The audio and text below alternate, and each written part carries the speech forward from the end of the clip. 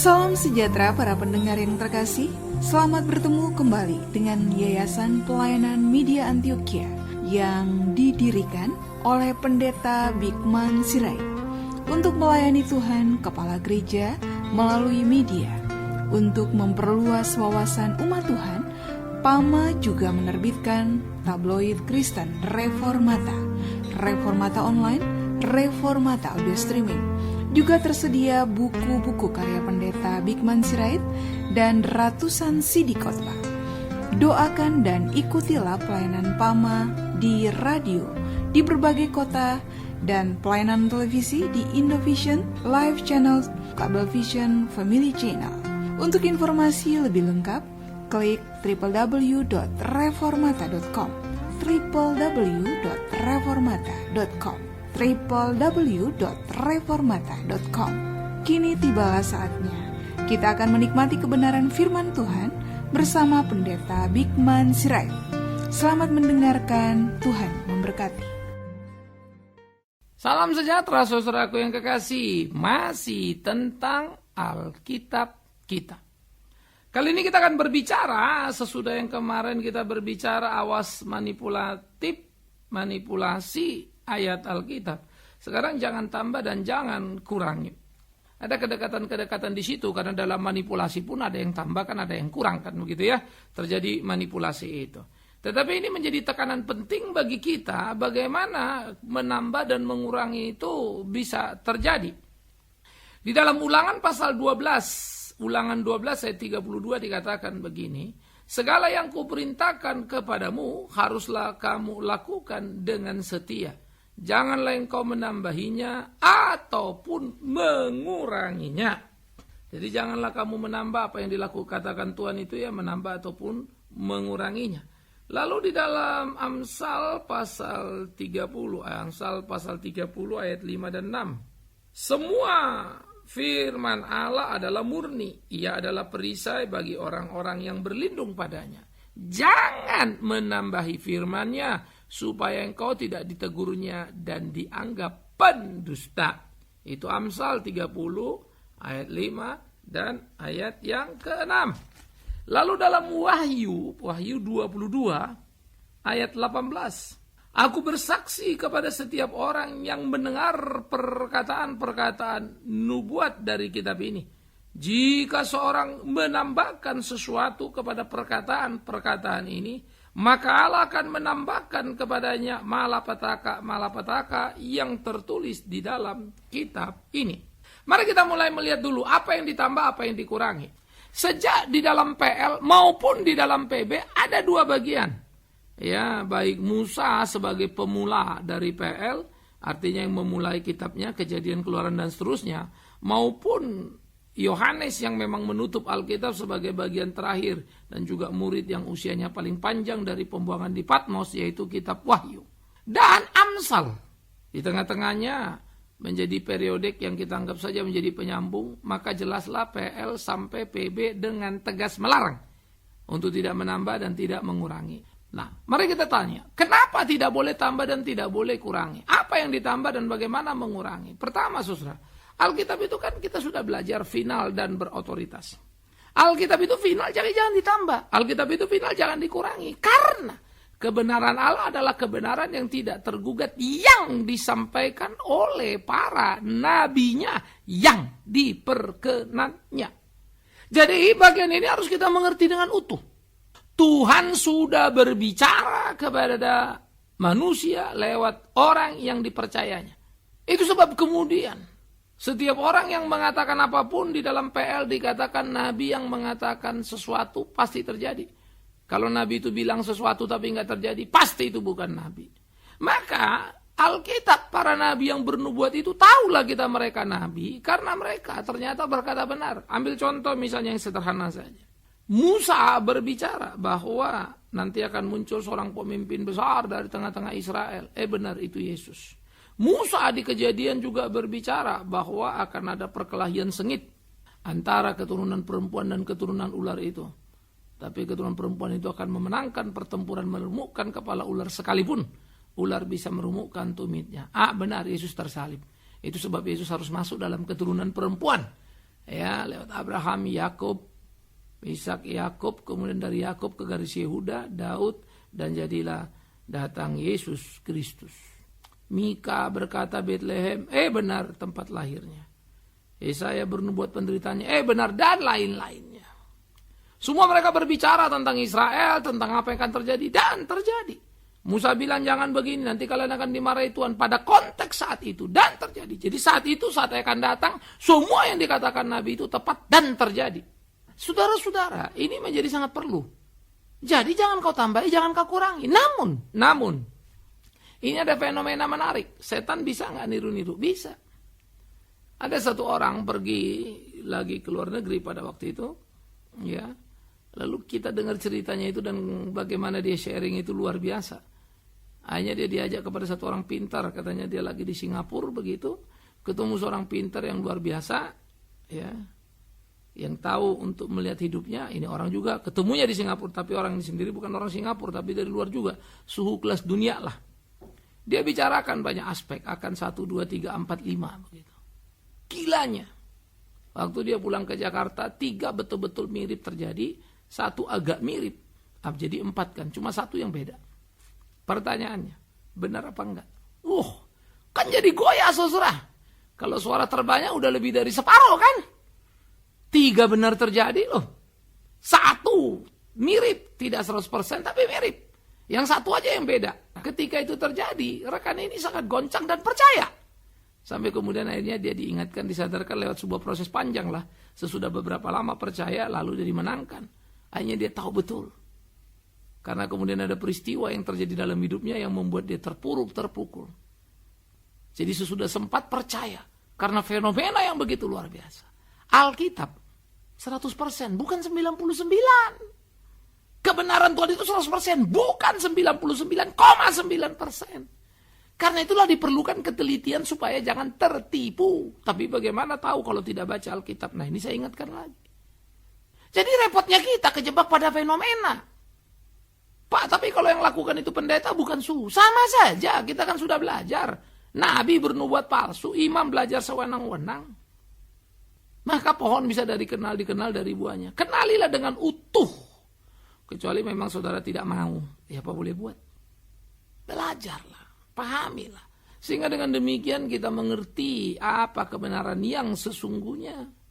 Nah jadi saudara-saudara, kalau kita melihat di situ, kebenaran yang itu sudah ada ke Tuhan itu final. 100% bukan 99, bahkan bukan 99,9%. Contoh saya sudah kasih. Jadi kebenaran Tuhan yang 100% itu adalah kebenaran yang tidak bisa dibantah. Dan kebenaran yang tidak terbantah. Oleh karena itu, Musa mengatakan apa yang dikatakan Tuhan kepada orang Israel, dan orang Israel tidak boleh menambahinya dan tidak boleh menguranginya. Begitu pula Amsal mengingatkan. Firman Tuhan itu sudah ada. Janganlah ditambahkan, jangan dikurangi, karena Tuhan akan murka terhadap orang seperti itu. Lalu kemudian kita melihat bagaimana Yohanes juga berkata tentang apa yang akan terjadi dalam hidup ini. Jangan tambahi, jangan kurangi. Lihatlah, persis 100%. Karena itu pertama tadi mau tidak mau kita belajar mengenal apa yang akan kita bilang kebenaran itu, bukan? Kita mesti tahu kebenaran 100% itu yang mana sih? Ya Alkitab itu. Kita ini kan sering mengerti dengan tafsir. Menurut pendeta Bikman Sirait ini begini. Menurut pendeta B begini. Menurut pendeta C begini. Pendeta D begini. Umat pun bisa bingung. Jangan bingung, belajar ke Alkitab. 1000 pendeta boleh bicara A, B, C, D, F, G sampai 1000 huruf itu kalau ada. Oke? Tapi kau akan melihat Alkitab menentukan mana yang benar. Mana tafsir yang mendekati kebenaran. Kalau yang benar 100%, ya Alkitab. Saya nggak bisa benar 100% kalau bicara. Dari segi tafsir ya. Jadi saya menafsir itu nggak bisa 100%. Tapi mendekati, ya saya bertanggung jawab untuk itu. Karena itulah perlu diuji. Jangan langsung aminkan kata Bikman Sirait. Uji, lihat memang begitu apa enggak. Ayatnya begitu apa enggak.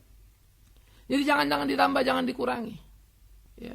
Ini menjadi bagian yang perlu untuk kita pikirkan sama-sama, saudaraku. Nah, bagaimana kita meneliti itu dengan baik-baik. Kita ambil contoh misalnya. Yeremia menuliskan bagaimana kebangunan akan terjadi di Pondok Daud. Ya, misalnya. Tapi kemudian orang bisa mengkorelasikan Pondok Daud itu sama dengan nyanyian. Misalnya. Gimana sih ceritanya kok bisa jadi ke situ? Karena Daud adalah seorang pemusik dan penyanyi. Jadi kalau pondok Daud adalah pondok nyanyi, kan kira-kira begitu. Loh. Apa urusannya ya? Pondok Daud, pondok daun, dan nyanyi. Saudara-saudara, padahal kalau kita melihat dengan teliti misalnya, apa yang disebut dengan pondoknya si Daud itu ataupun pondok daun itu, ya, itu berkaitan erat dengan bagaimana situasi orang Israel juga pada waktu perjalanan dari Mesir menuju tanah perjanjian berkemah-kemah. Begitu pula Daud dalam pelariannya. Yang kedua, kenapa Daud jadi diidentikan dengan itu jadi penting? Karena memang Daud menjadi raja Israel yang dipersiapkan Tuhan. Saul tidak. Yang ketiga, kemudian Tuhan menyebut dirinya Yesus Kristus sebagai anak Daud, diikatkan kepada Daud yang memang dari suku Yehuda yang Tuhan memang janji sebelum si Daud itu lahir. Oke? Ini ada fakta-fakta. Dan Daud itu berkaitan dengan kerajaan Israel. Jadi kalau Daud dibilang, pemuji penyanyi, jangan lupa Daud juga peperang. Daud juga petempur hebat, Daud juga mengalahkan Goliat. Kenapa jadi kalau pondok Daud itu atau pondok itu jadi pondok pujian?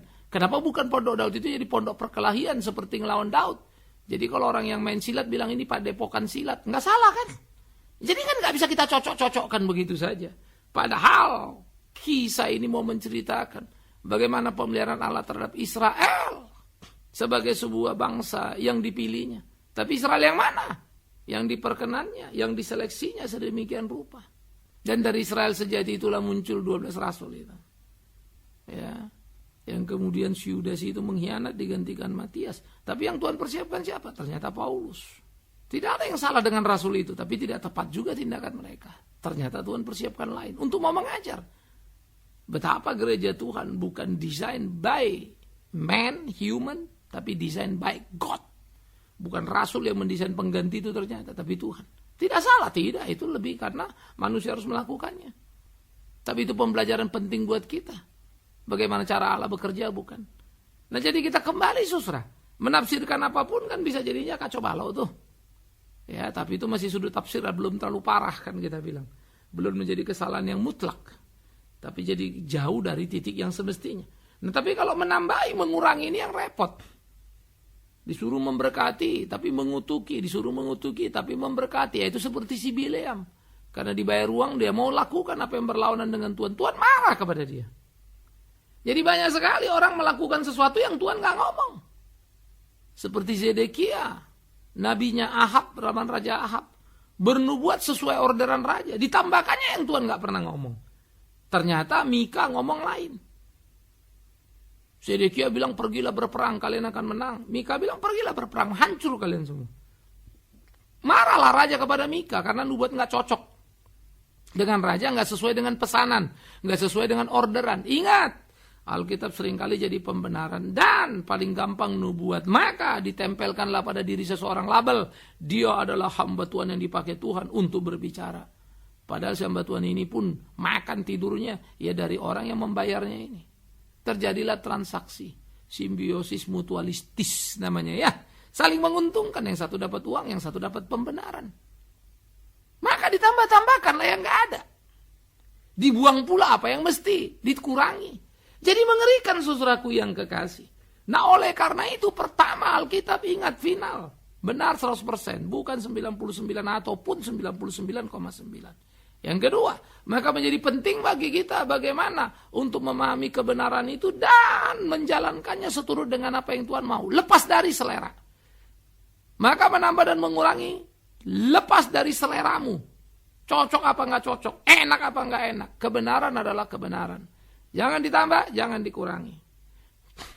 Nah ini penting. Makanya kemarin kan kita juga sudah bicara. Bagaimana umat itu memang suka ditambah, suka dikurangi. Supaya apa? Cocok sama dirinya. Kalau nggak cocok kan nggak enak. Ini yang jadi repot saudaraku yang kekasih.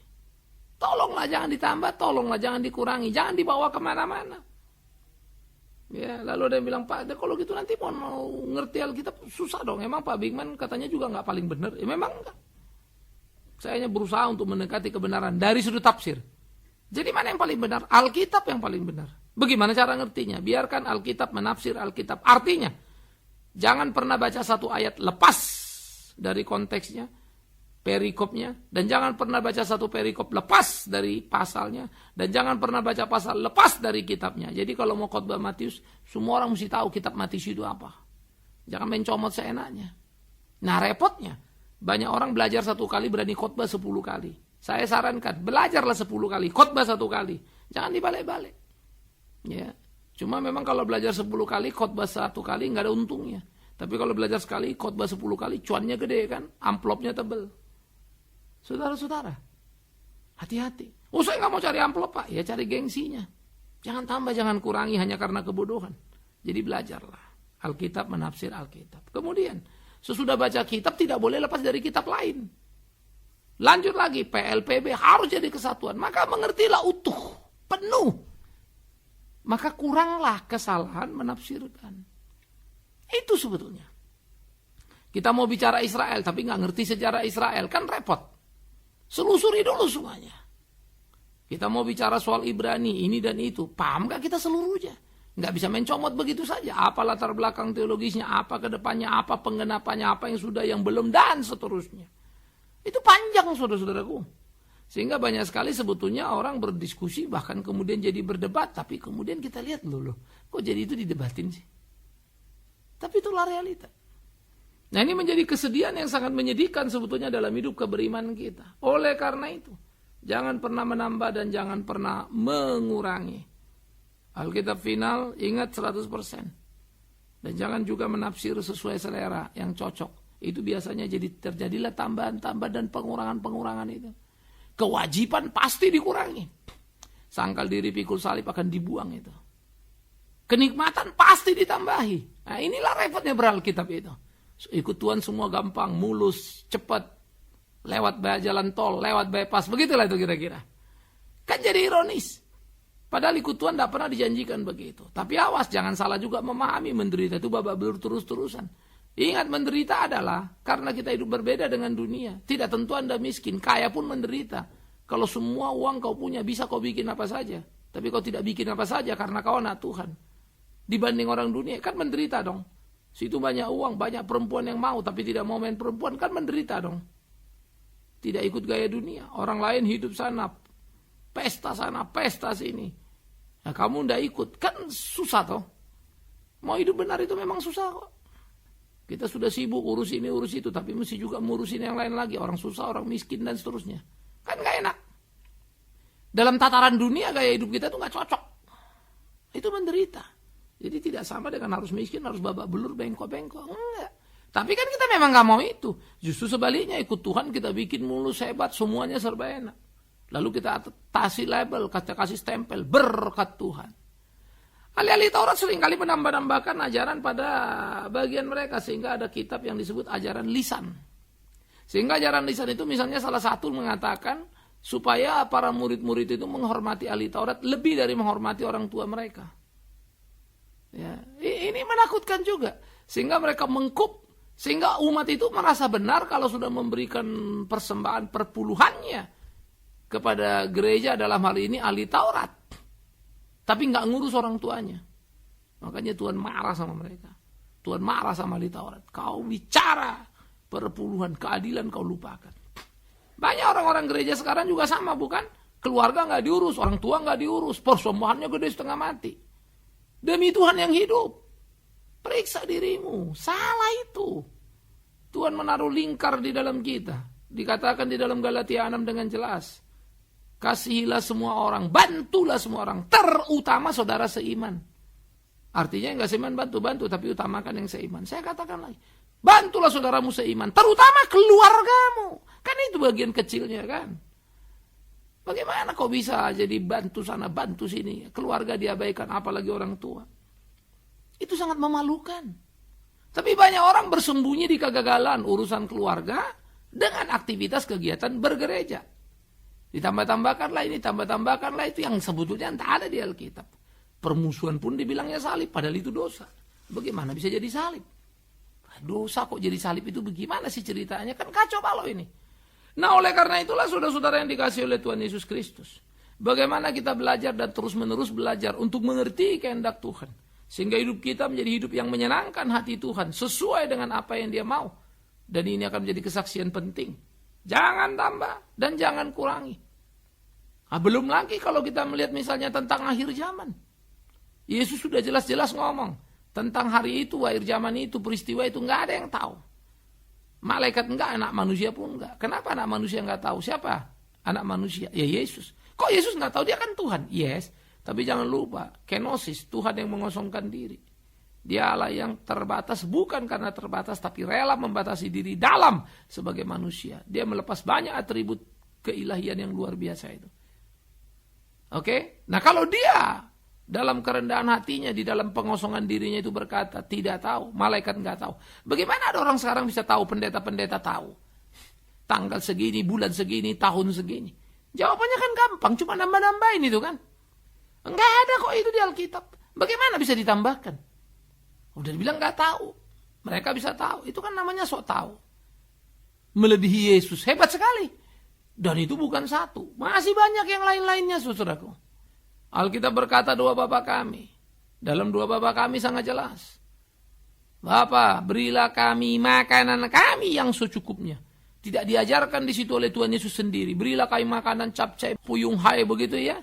Saksang, kerupu, udang dan kawan-kawannya. Enggak ada ayatnya.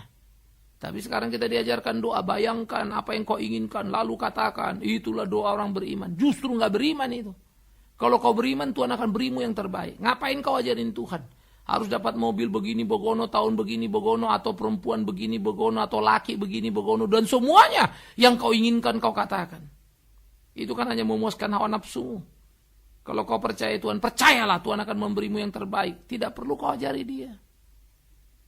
Dan dia sudah mengajar kita dalam doa Bapa kami. Beginilah kau kalau berdoa. Beri kami makanan kami yang secukupnya. Berapa cukup? Allah Bapa jauh lebih tahu dari kita berapa yang cukup buat kita. Indah bukan? Jangan tambah, jangan kurangi. Saudara-saudara, kita mesti disiplin soal ini. Kita mesti ketat soal ini. Ya, dan saya belajar untuk selalu memegang prinsip itu. Tidak mudah, saya sadar betul. Meyakini apa yang dikatakan Alkitab, lalu dalam realita hidup, waduh terasa berat banget. Yes, saya nggak akan iming-iming saudara, oh, gampang kok, enak kok. Tetapi ketika kita berjalan, barulah kita merasakan kelegaan itu dengan sungguh. Benarlah yang dikatakan Tuhan Yesus, pikul kuk yang kupasang, karena kuku ringan dan enak adanya. Artinya pikul kuk itu, firman Tuhan itu lakukan, ikuti, karena ringan. Memang sih, kalau kita benar 100% lakukan apa yang Tuhan mau, merdeka batin kita. Itu sebab Paulus masuk penjara pun nyanyi. Itulah sebab Petrus disalib kepala ke bawah, kaki ke atas pun masih bersyukur. Karena mereka sudah amat sangat merdeka. Itulah yang kita mau bukan? Biarlah Tuhan menolong kita menggapai itu. Oleh karena itu cintailah Alkitab yang final. Yang benar 100%, bukan 90 atau 9,9%. Cintailah Alkitab itu. Jangan pilih apa yang kau suka. Lalu kau tambahkan yang tidak suka, kau buang dari sana. Celakalah. Maka temukanlah kemerdekaan yang utuh. Dan jangan lagi mau ditipu. Kalau kau pelakunya, berhentilah. Jangan tambahkan, jangan kurangi. Tuhan menolong kita. Amin. Mari kita berdoa. Kami bersyukur, kami berterima kasih untuk firman hidup. Jangan tambah, jangan kurangi. Tapi dengan jujur pula, kami harus berkata, ya Tuhan ampuni kami. Karena kami memang seringkali suka pada yang kami suka, bukan apa yang Tuhan suka. Karena itulah, kami selalu seringkali mudah jatuh tergoda untuk menambah dan mengurangi. Supaya cocok dengan diri kami, selera kami. Tuhan tolong kami. Betullah katamu. Sangkal diri pikul salib mengiringmu. Seharusnya kami belajar. Menyukai yang Tuhan suka, bukan yang kami suka. Dan belajar membenci apa yang kami suka, kalau Tuhan memang tidak suka. Kami serahkan hidup kami. Supaya jadi seperti apa yang Tuhan mau. Dalam nama Tuhan Yesus kami berdoa. Amin.